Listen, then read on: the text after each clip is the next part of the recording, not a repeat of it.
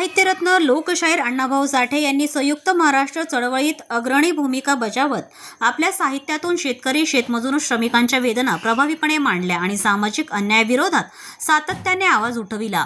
बहुजनांच्या हक्कांसाठी आयुष्यभर लढा देणारे थोर साहित्यिक साहित्यरत्न लोकशाहीर अण्णाभाऊ साठे यांच्या 105व्या जयंतीनिमित्त 1 ऑगस्ट रोजी अहिल्यानगर शहरात दादासाहेब रुपवते विद्यालयाच्या मुला-मुलींनी लोकशाहीर अण्णाभाऊ साठे यांच्या पुतळ्याला पुष्पहार अर्पण करून अभिवादन केले।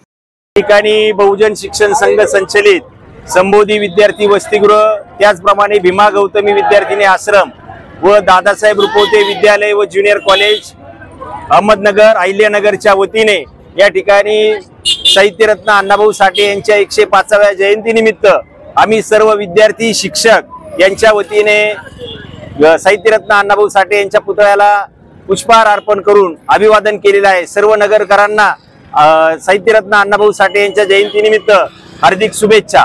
जय भीम। आज आम्ही दादासाहेब रुपवते विद्यालय अहमदनगर ज्युनियर कॉलेज इथून शाळेत आलेलो आहे।